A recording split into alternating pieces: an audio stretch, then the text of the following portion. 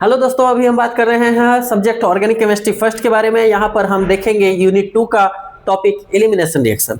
यहाँ पर elimination E1 and E2 reaction देखेंगे। ये हमारा फिशियाई सिलेबस के ओरिएंटेड है। सबसे पहले ये जानते हैं E1 एंड E2 रिएक्शन होता क्या है। These are elimination reaction. E1 E2 reaction are the elimination reaction used for the preparation of alkenes by using dehydrogenation of alkyl halide. यानी कि मतलब हम जो एलिमिनेशन रिएक्शन है इसको यूज करते हैं preparation of alkyl halide bye using dehydrogenation of alkyl halide. हम एल्कीन्स बनाने के लिए अल्काइल हैलाइड का डिहाइड्रोजनेशन करते हैं तो हमारा बनता है एल्कीन, और इस प्रोसेस को बोला जाता है एलिमिनेशन रिएक्शन। इस प्रोसेस के अंदर होता क्या क्या है ये देख लीजिए।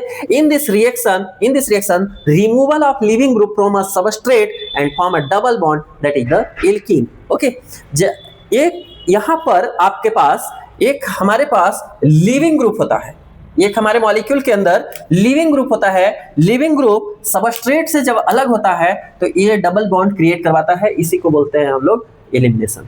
ओके, लिविंग ग्रुप हमारे पास सबस्ट्रेट यहाँ पर एथिनाइल ब्रोमाइड है, इसी को अल्काइल हैलाइड आप लोग बोलते हैं। और यही हमारा ये है हमारा अल्काइल हैलाइड और इसका नाम है एथिनाइल ब्रोमाइड।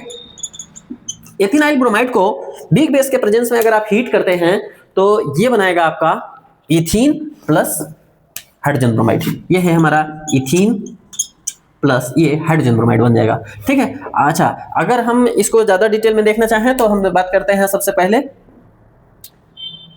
एलिमिनेशन की। एलिमिनेशन में हमारे पास लिविंग ग्रुप ब्रोमाइड है और सबस्ट्रेट हमारा CH3CH2 है। और ये लिविंग ग्रुप, जब हमारा लिविंग ग्रुप सबस्ट्रेट को छोड़ करके जाएगा तो ये अकेले जाएगा नहीं, किसी न किसी को लेकर के जाएगा। यहाँ पर हाइड्रोजन, जो बीटा हाइड्रोजन है उसके साथ रिएक्ट करता है लिविंग ग्रुप और फॉर्म करता है HBr। मतलब इसके हाइड्रोजन के साथ ये बाइंड अप करता है और ये बनाता है एक नया बॉन्ड HBr। ठीक है, और जो कार्बन है इन दोनों के बीच में एक डबल बॉन्ड फॉर्म करता है, इसी को बोलते हैं एल्कीन। अच्छा, ये पूरा प्रोसेस होता क्या के लिए है? एल्कीन्स की फॉर्मेशन के लिए, E1 E2 रिएक्शन। ओके, अब हम बात करते हैं types of elimination reaction. These are two types. First one is the E1 reaction, second one is the E2 reaction. E1 reaction is also called as unimolecular reaction and the E2 reaction is also known as the bimolecular reaction.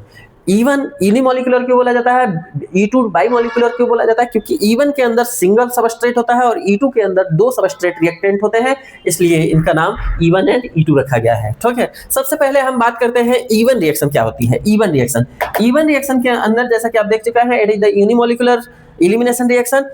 इसके अंदर होता क्या है, which the leaving group first form the carbocation. ये देखिए highlight करके लिखा हुआ है कार्बोकेटाइन। ओके, सबसे पहले जब लिविंग ग्रुप बाहर जाता है तो इसमें पहले बनता है carbocation, then followed by loss of hydrogen and hydrogen atom and to form an alkene. जैसे ही पहला स्टेप कंप्लीट होता है, जैसे ही कार्बोकेटाइन बनता है, सेकेंड इनिशिएट हो जाता है, हाइड्रोजन एटम का लॉस हो जाता है और ये फॉर्म करता है एल्कीन्स। ओके, हम देखते हैं इसका एग्जांपल। जैसे कि आपने एक एग्जांपल लेके रखा हुआ है, ये है अल्काइल हैलाइड। अल्काइल हैलाइड का एग्जांपल है आपके पास, मान लीजिए आइसोब्यूटाइल ब्रोमाइड।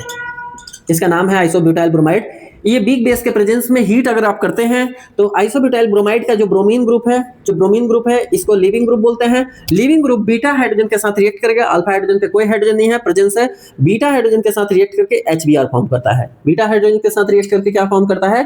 HBr। और जो सबस्ट्रेट है, सबस्ट्रेट के बीच में एक डबल बॉन्ड क्रिएट होगा। क्यों? क्योंकि यहाँ पर जब HBr जाएगा तो यहाँ पर एक पॉजिटिव इफेक्ट छोड़ के जाएगा और यहाँ से जब हाइड्रोजन जाएगा तो यहाँ निगेटिव इफेक्ट छोड़ के जाएगा। इन दोनों के बीच में एक बॉन्ड क्रिएट हो जाएगा। ये बॉन्ड यहाँ पर आपको दिख रहा है, एल्कीन बॉन्ड है।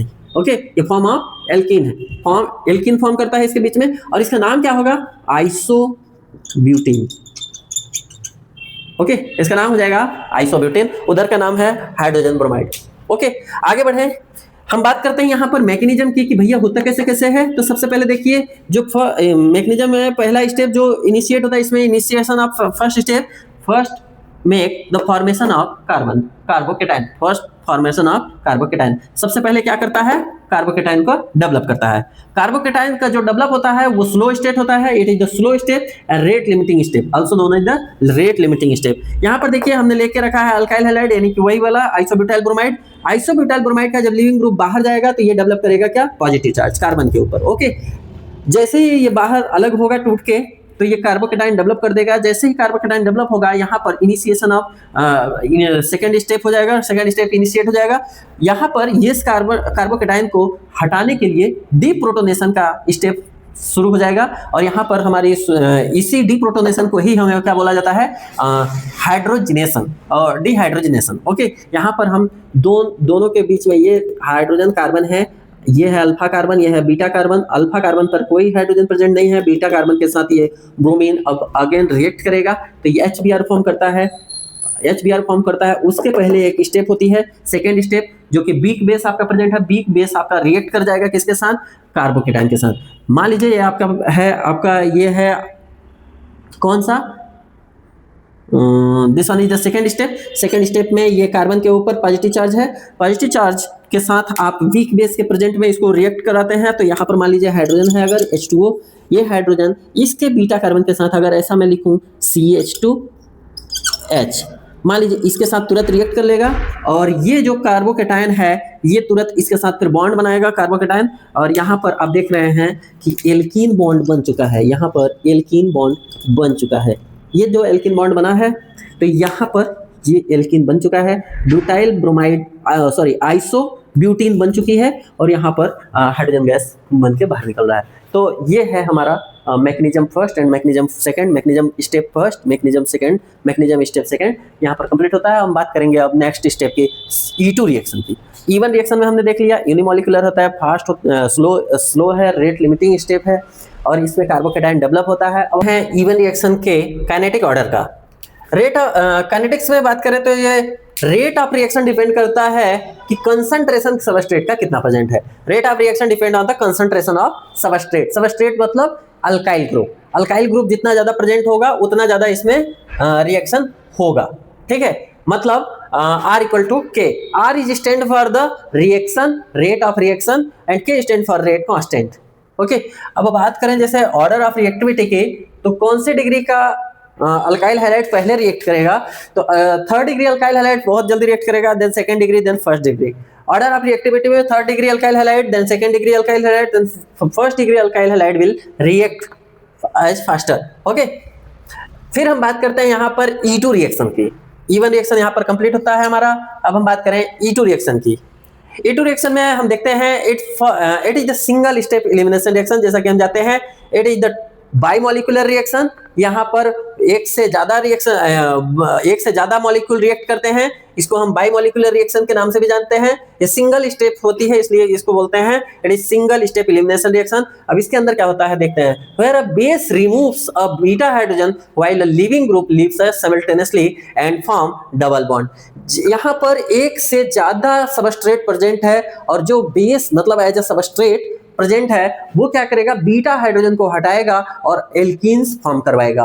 और जैसे ही ये होगा उसी टाइम पर लिविंग ग्रुप जो है वो अपने आप सिमल्टेनियसली उठ के चली जाएगी वहां से। देखते हैं एक एग्जांपल यहाँ पर देखिए। जैसे कि आपके पास अल्काइल हैलाइड है, इसको बोलते हैं आपका 2-ब्रोमोप्रोपेन।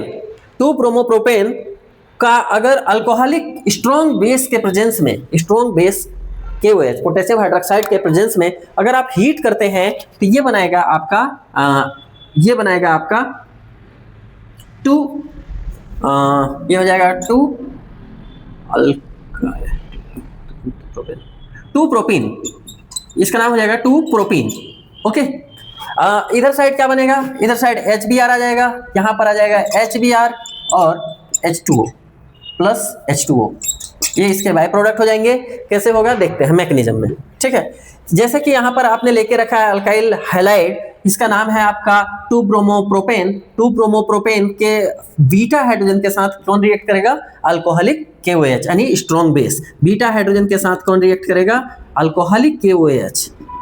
और ये अपना मॉलिक्यूल तैयार कराएगा। इसी के बीच में जब अल्कोहलिक KOH के जब KOH यहाँ पर रिएक्ट करेगा बीटा हाइड्रोजन के साथ, तो ब्रोमीन साइमल्टेनियसली उठ के बाहर चली जाएगी और इन कार्बन के बीच में डबल बॉन्ड क्रिएट होगा। जैसे कि यहाँ पर देखिए, जब यहाँ का KOH जो है वो अगर टूटेगा तो ये फॉर्म करेगा K plus OH, K positive OH negative. ये जो OH निगेटिव है H पॉजिटिव के साथ रिएक्ट करेगा और बनाएगा H2O। ये H2O बन गया। और ये यहाँ का जो K पॉजिटिव है वो Br निगेटिव के साथ रिएक्ट करेगा और फॉर्म करेगा KBr। अब जो KBr बना लिया और H2O बना लिया, तो यहाँ पर एक साइड पॉजिटिव चार्ज डेवलप हो जाएगा, एक साइड नेगेटिव चार्ज डेवलप होगा और इन कार्बन के बीच में एक डबल बॉन्ड क्रिएट हो जाएगा और यहाँ पर ये बन चुका है आपका एल्कीन। और इस एल्कीन का नाम हो जाएगा आपका 2-प्रोपीन। इसका नाम हो जाएगा प्रोपीन, बोलिए, या फिर इसका नाम हो जाएगा प्रोपीन। ओके, सो आपका जो रिएक्शन था सिंगल स्टेप में डन होता है। इसलिए यहाँ पर देखिए बाइमोलिकुलर क्यों बोलते हैं, क्योंकि KOH भी रिएक्ट करता है और यहाँ पर ये सबस्ट्रेट भी रिएक्ट करता है। रेट ऑफ रिएक्टेंट डिपेंड करेगा इस पे कि कितना रिएक्शन होगा। रेट ऑफ रिएक्टेंट में सबस्ट्रेट प्लस रिएजेंट यानी रिएक्टेंट प्लस रिएजेंट दोनों आते हैं। ठीक है, अब हम काइनेटिक्स की बात करें तो रेट ऑफ रिएक्शन डिपेंड करता है रिएक्टेंट और रिएजेंट पे। इसलिए hence it is the second order kinetic, जिसमें दो मॉलिक्यूल रिएक्ट करते हैं वो दो सेकेंड ऑर्डर में चला जाता है। So R equal to K, R is stand for the rate of reaction, K is rate constant, alkyl halide, K यहाँ पर alkyl halide और बेस दोनों पर डिपेंड करेगा कि कितना देर तक रिएक्शन होगा, किस रेट से रिएक्शन होगा। ठीक है, ऑर्डर ऑफ रिएक्टिविटी की बात करें तो यहाँ फर्स्ट डिग्री अल्काइल हैलाइड पहले रिएक्ट कर देगी, second degree alkyl halide due to the steric hindrance. First degree की अल्काइल हैलाइड के स्टेरिक हिंड्रेंस बहुत कम होता है। First degree alkyl halide is more reactive in E2 reaction due to the less steric hindrance. Less steric hindrance पिछले unit में हम लोग कवर कर चुके हैं।